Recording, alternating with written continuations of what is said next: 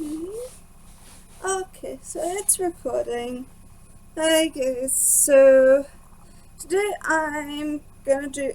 So today I went to the local public swimming pool and I want to talk a little bit about access issues and my tips on how to take an assistance dog to a public pool and minimize your chances of actually having an issue. I'm really lucky because my public pool, I'm not the only assistance dog user, service dog user that goes there. So they are really, really good and helpful. But I know a lot of public pools where it's not as common. And so, hello, sweetheart. It's kind of daunting, especially if you're going on your own. So, I'm gonna do a little video, hopefully, on how best to reduce your chances of having an issue when going to a public pool. So, the first thing you want to do when you move to an area with a public pool, you first get your dog and it's a new pool or you've never taken a dog there yourself, is to talk to either your trainer, your aftercare provider, or other trainers or other assistance dog, service dog users about that pool, if they've ever been there, if they have, what their experience is. Ask them how staff reacted and if they had any rules in regards to like health and safety and where they wanted the dog to stay or not.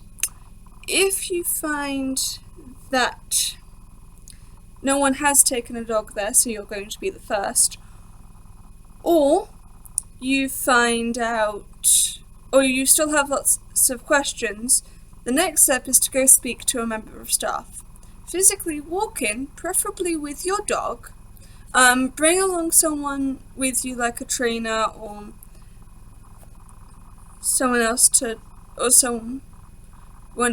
that can help you, and go talk to members of staff about the best way for you to use the facility and your dog to be safe. Most places won't want the dog poolside. It's not safe for the dog to be poolside. The floor might be too wet, or might not be something that they're able to walk on very easily, or they may have lifeguards who are allergic to dogs, or the dog may be likely to jump in the pool, or might be scared of water. So sometimes it's not safe to have them poolside. Sometimes it is, but it's not always the best. But depending on the pool, it might not be. So it might not be safe or appropriate for them to be poolside. And if it's not, you've got to talk to them about. There are some questions you've got to ask, and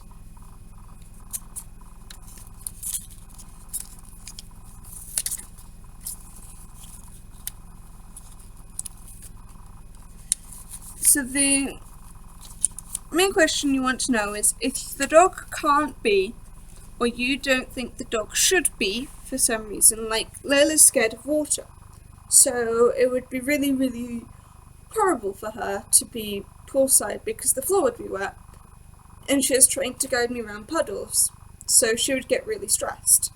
So I don't like Layla being poolside. Hey, sweetheart. Whereas some people might.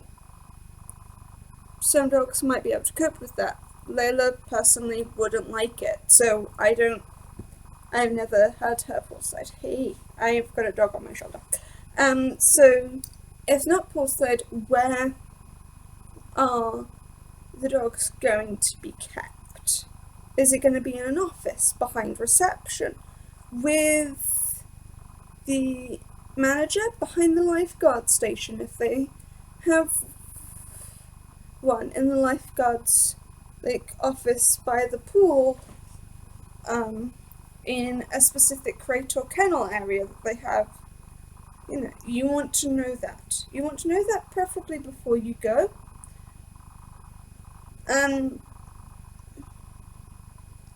When? So you want to know when are the busiest and least busiest times. This is because least busy times increase your chances of getting assistance if you need it, and reduce the chances of there being access issues because there's no one to help you.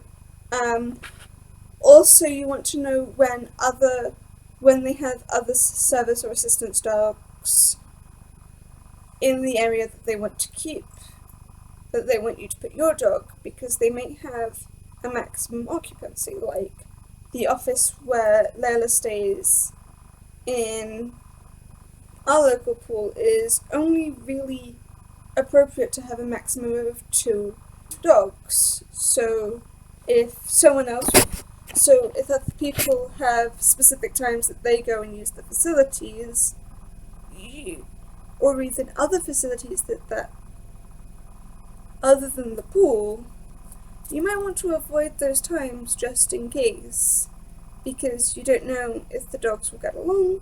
They should do, because they're assistance dogs and they should be really, really nice and well behaved, but you don't want to risk it if someone's using a fake assistance or service dog and you go to the pool and you leave them together and there is an issue.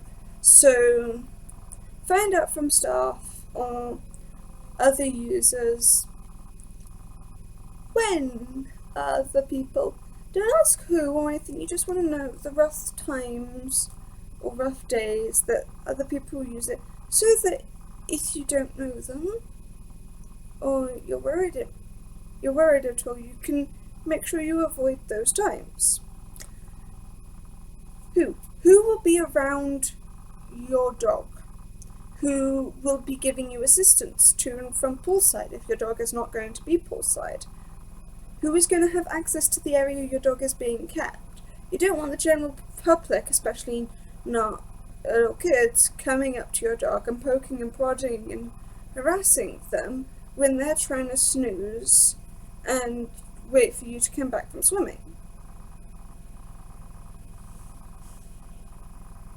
After all, they've most likely walked all the way to the pool, so that they probably need a good rest. You don't want them to get injured. What is in the area that the dog is going to be kept? Do they have a water bowl or benching cables or hooks to attach benching cables to? Do they have mats and blankets for the dogs to lie on?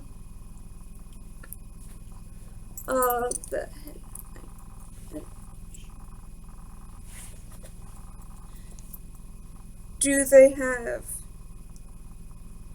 dog bones, or do you have to bring any of this equipment yourself?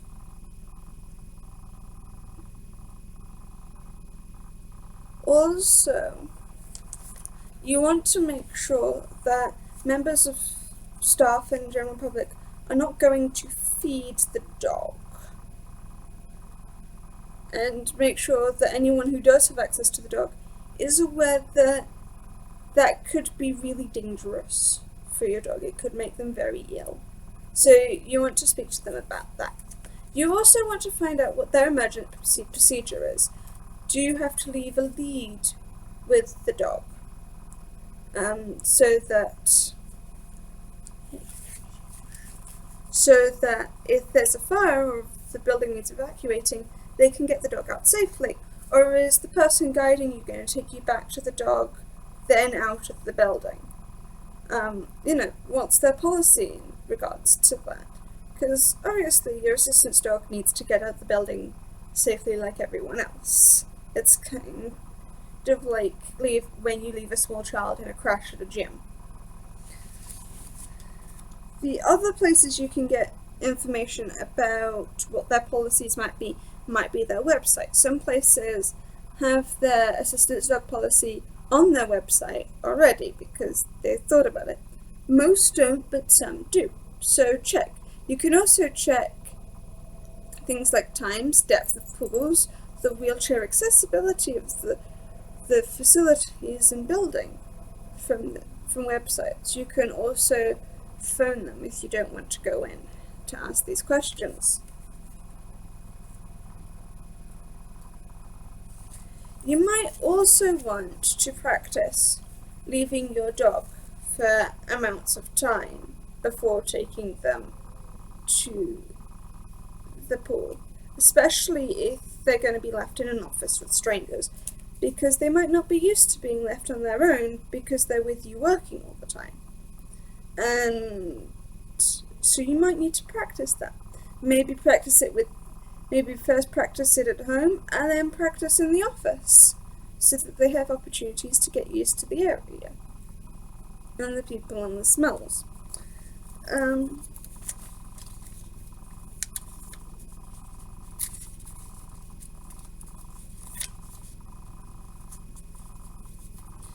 A good thing that I like to do is to, on the day, check the time that I want to go swimming, check on the website to see if they have any cancellations or closures, also for like special offers if they're doing a discount. You want to look up what their concessions pricing is.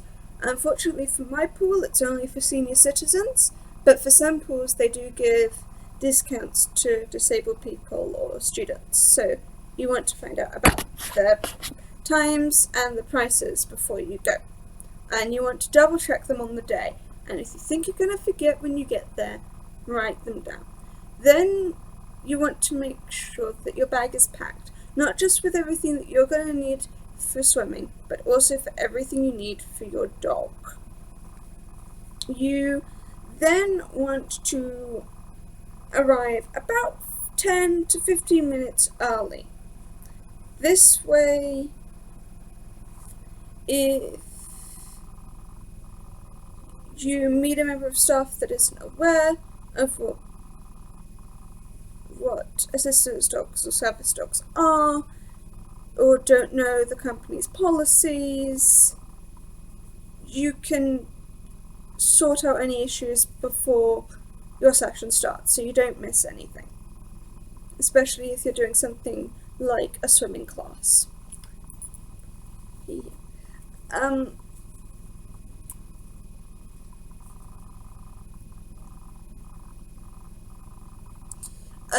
Another thing you might want to bring on the day is any ID that your dog has, if your area has if ID is a thing that your area or country does.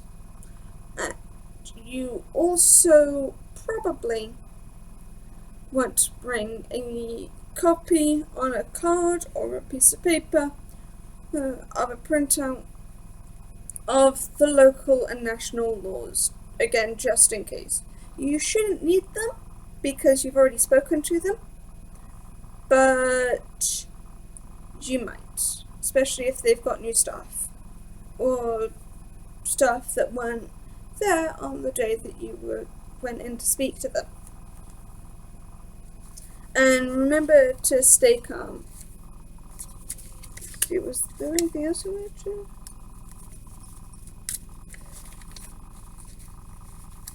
If you need to get assistance, for instance, you applied and you need sighted assistance to and from the pool, and your dog is not going poolside with you, make sure to ask at the desk. It should be one of the first things that you ask for before or during or after you pay. But it should be. Then also you want to double check the time, make sure that they're not overcharging you, and you also want to check that there haven't been any changes. For instance, they want to put your dog in a different area to last time you were there, or the place that was discussed, which is another reason you want to arrive slightly earlier. And then remember to be polite. You're sitting and smile because you are representing every assistance dog service dog user in that area or trainer in that area, and you don't want to create problems for the next person to use that pool. And remember to stay calm, and most importantly, have fun. Thank you. Oh, this is going to be a really, really